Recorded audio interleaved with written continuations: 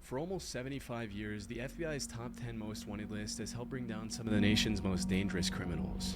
As for what makes the list special, it only features criminals that the FBI deems to be especially serious threats to society. This video might be interesting. And to get on it, you basically have to do something extremely messed up or have a very lengthy record of major crimes. The story behind the list goes that back in 1949, a reporter asked the FBI to list out the 10 toughest guys that they were trying to catch so they could ask the public for help. After obtaining the list, the reporter published the criminals' pictures on the front page of the Washington Daily News. This is the FBI's 10 most wanted explained. Since then, the FBI has been able to catch almost 500 wanted fugitives thanks to public tips. These are the current criminals on the list. I'm scared. Bhadreshkumar Patel. Who's scared watching this? 2015, a CCTV camera captured two Dunkin' Donuts employees, one male and one female, walking towards the shop's back room at around 9:30 p.m. before disappearing from view. A few seconds later, the man comes back into the camera's view, and it seems as if nothing out of the ordinary took place in the minute that went down between the two clips. A few minutes later, customers alerted the police when they didn't see any employees in the shop, and that's when the cops discovered something horrifying. Lying on the floor of the shop's back room was an Indian woman named Palak, lifeless, who had been pummeled to death by the man in the footage. As it was later revealed, the man who took Palak's life was her husband, Bhadreshkumar. As the authorities later learned, the couple had been through a series of major arguments in the months leading up to that day. According to court documents, the two of their visas were about to expire in a few weeks. Palak wanted to go back to India, but Bhadreshkumar wanted to stay in the US, and it looks like he couldn't find a better way to communicate his frustration with the situation than to brutally take his wife's life. What? After the crime, Bhadreshkumar was last seen taking a taxi. I don't understand why he didn't just go back to India himself, bro. Like, what? From a hotel in New Jersey to a train station in Newark, but what he did after that is really anyone's guess. To bring more attention to a suspect who might otherwise walk away scot-free, the FBI placed him on the most wanted list. As of today, there's a $250,000 reward to bring the suspect into custody, but almost 10 years after the crime, it looks like that won't happen anytime soon. So wait, how is he the top 10 most wanted? Alejandro Rosales Castillo. That's it? The youngest suspect on the Wait, so did they not get him if he's still wanted? Most wanted list, 26-year-old Alejandro Rosales Castillo has been on the FBI's radar for more than 8 years. In 2016, he shot his female co-worker Sandy Lee in a wooded area. Bro, I'm not getting a job, bro. People, they just be hiring anyone, bro. They hiring like the top 10 most wanted at Dunkin' Donuts. What's going on here? Carias County, North Carolina. A few days later, the female victim's car was located at a bus station in Phoenix, Arizona. As the authorities later found out, there were multiple people involved in the case, with the main ones being the victim, a woman named Amia Feaster, and Alejandro himself, all of whom worked together at a restaurant in Charlotte. During the investigation, the cops learned that Sandy Lee and Alejandro had briefly dated, and after their breakup, Castillo started dating his other co-worker, Amia Feaster. According to court documents, Sandy Lee had apparently lent some money to Alejandro, and on August 9th of that year, he texted her to meet up with him at a Quick Trip located on Eastway Drive in Charlotte, claiming that he was going to pay her back. Disturbingly, that's when Castillo decided to rob her at gunpoint, take her life, and flee to Mexico. In an eerie clip of CCTV footage that was later released by the authorities, the suspect can be seen crossing the Mexican border through Nogales, Arizona, along with his girlfriend Amia. A couple of months later that same year, Amia turned herself into the authorities in Mexico and was charged with accessory after the fact of felony murder and larceny of a motor vehicle. Based on her testimony, she and Alejandro had been staying with the killer's cousin.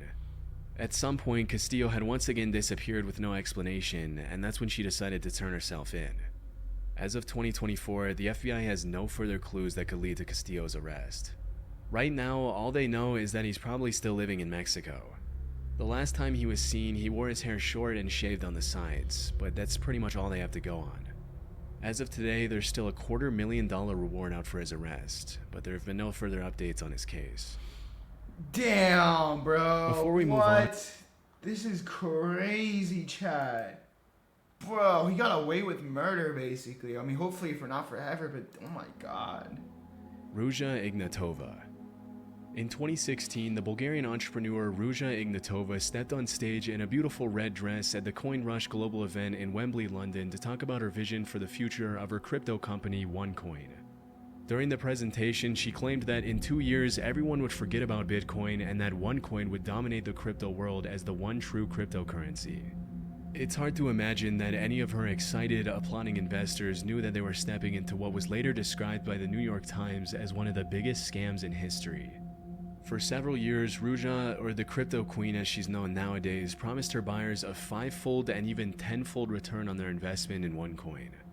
Normally, these kinds of claims are an immediate red flag, but because the entire world was scrambling to get on the crypto action, a ton of investors jumped at the opportunity without thinking twice, resulting in a massive OneCoin buying frenzy.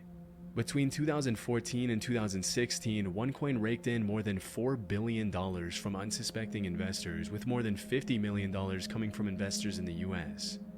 As the investors learned when they bought into OneCoin, the company was pretty much a pyramid scheme in which they were rewarded for recruiting their friends to buy it as well. And for a while, the shady multi-level marketing model seemed to be working for Ruja. However, in 2016, a lot of our investors started complaining that they were really struggling to sell their OneCoins and that they didn't see how they'd ever recoup their investments. Damn. Word started to spread online that OneCoin was a scam, which drew the attention of the media as well as federal investigators. Unfortunately, it was a little too late by then. Less than a year and a half after her presentation in Wembley, Ruja got on a plane from Bulgaria to Greece and was never seen again. Disturbingly, during the investigations, a bunch of really messed up emails written by Ruja were leaked by federal investigators in which the crypto queen made it more than clear that she knew she was scamming people out of their hard-earned money from the very start. In some of her emails, she admitted that the company wasn't actually mining any coins, that her coin was trash, and that her investors were idiots for trusting her. In one of her emails, she proposed an exit strategy to her partner Carl Greenwood, which consisted of taking the money, running away, and blaming somebody else for the whole thing. They always do that. During the investigation, Carl ended up pleading guilty to wire fraud and conspiracy to launder money, for which he was sentenced to 20 years in prison. As it was later revealed, the FBI had been onto Ruja long before she fled from Bulgaria, even recruiting her American boyfriend to look into her company's practices for them. After learning about her extremely sketchy business practices and her grand scheme to steal billions of dollars from investors all around the world, she was charged with wire fraud, money laundering, and securities fraud. This promptly landed her a spot on the FBI's most wanted list, becoming only the 11th woman to earn that distinction.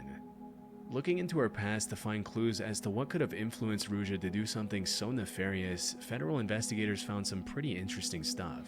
Damn, this video's kind of insane. As it turns out, Ruja was fluent in 4 languages. Chat, y'all should get a nice meal for this video, not gonna lie. At a high-ranking consulting firm and had been obsessed with fashion and maintaining her image from a very young age. It was only with the benefit of hindsight that prosecutors were able to clearly see how she used all these qualities to carry out her malicious plans. Unfortunately, it doesn't look like the FBI will find her anytime soon. It's been rumored that after fleeing the country, the crypto queen may have drastically altered her appearance with plastic surgery and is believed to travel with armed guards at all times. Disturbingly, there have also been several allegations that she was murdered by an accomplice, but this hasn't been proven. If she is still alive, the FBI suspects Ruja is traveling on a German passport to the United Arab Emirates, Bulgaria, Germany, Russia, Greece, and multiple countries in Eastern Europe. Considering how elusive she's been since her disappearance almost 8 years ago, it's unlikely the FBI will ever find out what became of Ruja Ignatova after pulling off one of the largest financial scams in history.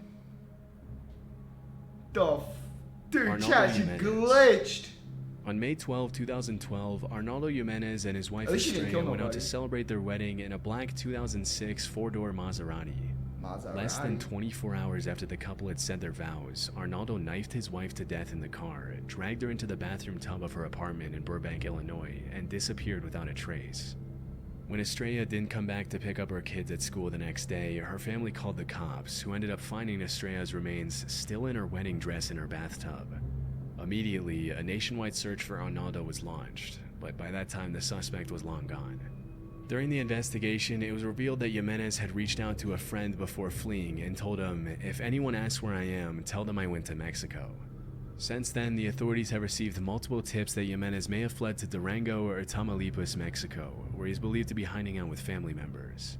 Initially, a $100,000 reward was issued for anyone with information that could lead to his arrest, but 4 years after he was placed on the most wanted list, the FBI increased the reward to $250,000.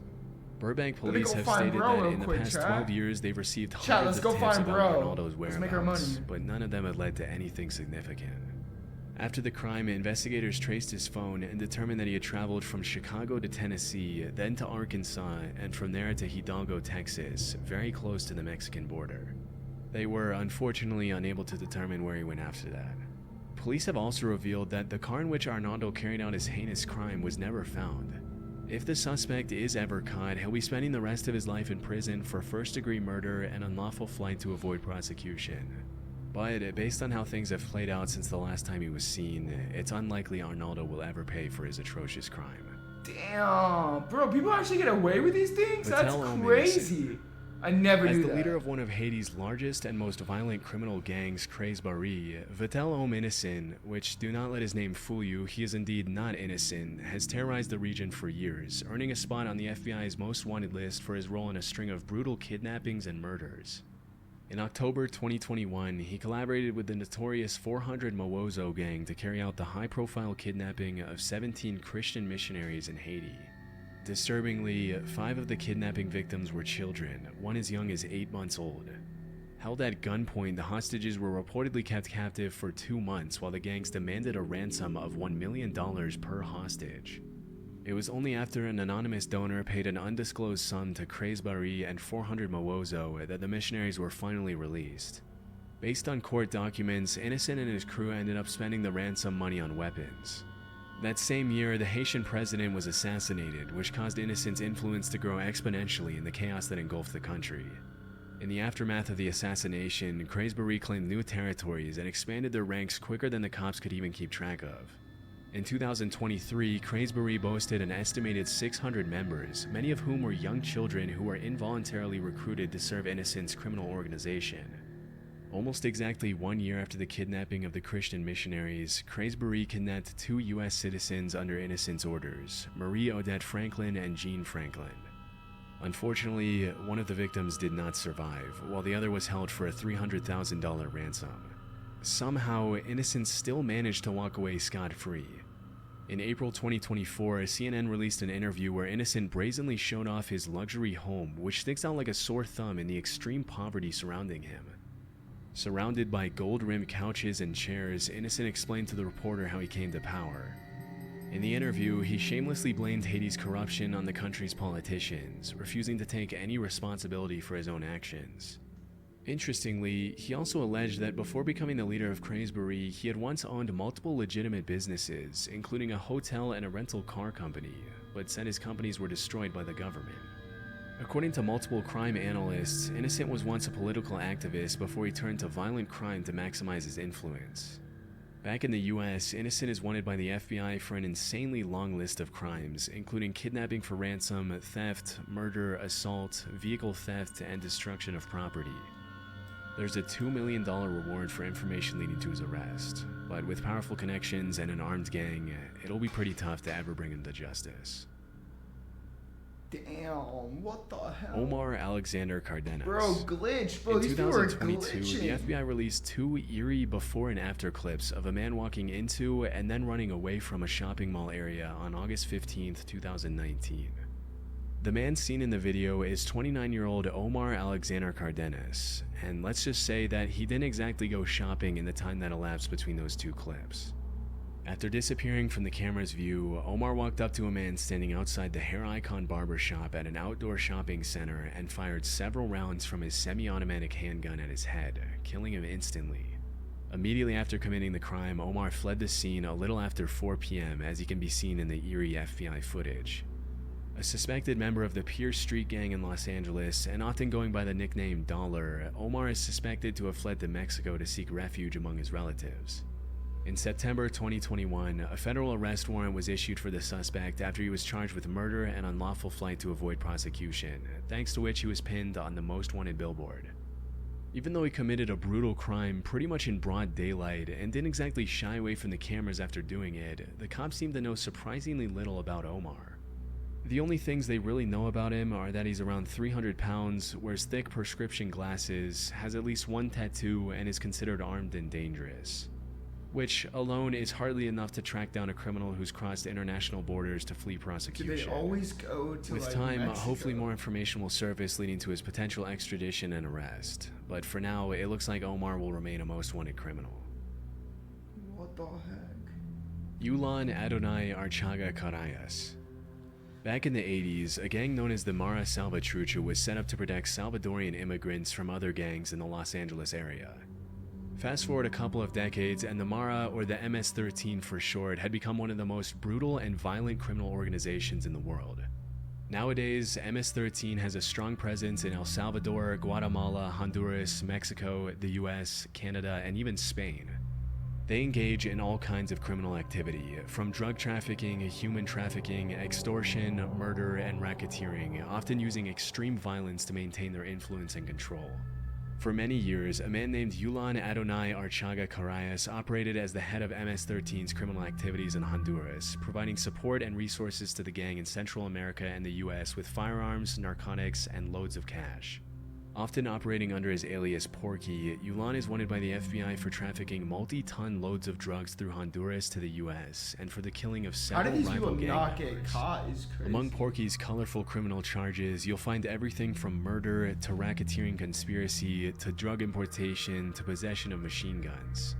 Even though he's only around 160 pounds, Yulan is considered one of the most powerful men in Honduras, as the MS-13 gang has had the country in a chokehold for years.